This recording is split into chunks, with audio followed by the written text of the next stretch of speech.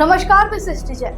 आज हम कोई न्यूज नहीं सुना रहे हैं, आज हम एक दर्द सुना रहे हैं। एक ऐसा दर्द जो 70 साल से चीख रहा है, लेकिन उसकी आवाज संसद तक नहीं पहुंचती, प्राइम टाइम तक नहीं पहुंचती। लेकिन अफसोस की बात यह है कि हमारी और आपकी आदत तक भी पहुंच चुकी है।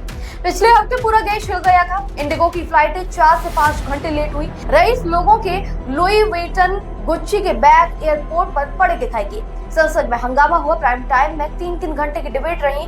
मंत्री जी ने तुरंत मीटिंग ली, नियम वापस हुआ, इंडिगो पर एक्शन हुआ, मुआवजा हुआ और सबने कहा बहुत अच्छा हुआ, न्याय मिल गया।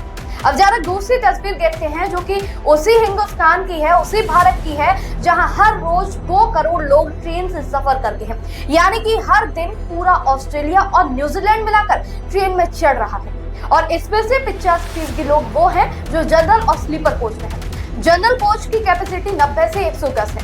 अंदर घुसते हैं 400 से 500 लोग। हालत ये है कि वॉशरूम के पॉट पर लोग बुक करके बैठ जाते हैं कि भाई ये हमारा है, हम यहीं सोएंगे। वॉश बेसिन के नीचे बच्चे सो रहे हैं, दरवाजे पर लटक कर लोग आ जा रहे हैं। कोई चादर बांध कर दो, बर्थ के बीच झूला बना लेते हैं। तो टिकट चेकर साहब की यहाँ बात करें, वो 10 साल से उस कोच में भी नहीं घुसे। 12-12 घंटे, 18-18 घंटे लेट ट्रेन हुई। त्योहार में हालत ये है कि वेटिंग लिस्ट 1.5 करोड़ तक पहुंच जाती है। लोग कहते हैं कि पेशाब भी रोक के बैठे हैं, सीट छोड़ी तो घर पहुंचना मुश्किल हो जाएगा।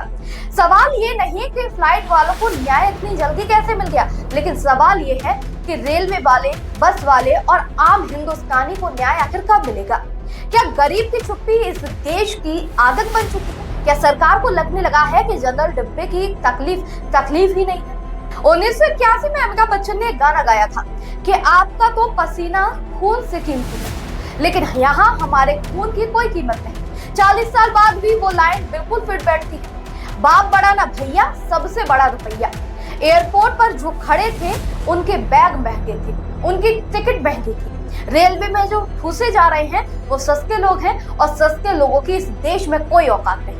पिछले 15 सालों में एसी कोच की संख्या डबल ट्रिपल होती जा रही है। जहां बात करें हम जनरल और स्लीपर कोच की, वो बस 2 से 3 ही रह गए, क्योंकि एसी से कमाई ज्यादा होती है, इसलिए उनकी डिमांड ज्यादा है, इसलिए वहां सप्लाई ज्यादा है। जनरल में भीड़ ज्यादा है, लेकिन कमाई कम है।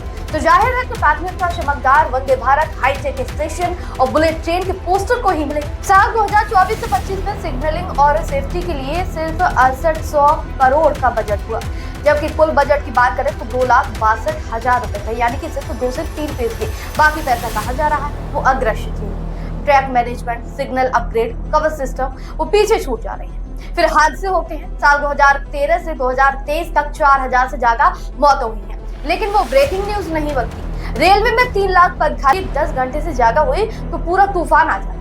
अब सबसे बड़ा सवाल यह है कि देश का कोई बड़ा नेता पिछले 25 साल में जनरल कोच में 2 घंटे क्या सफर भी किया है? फोटो निकाल के दिखाओ तो कोई नहीं दिखा।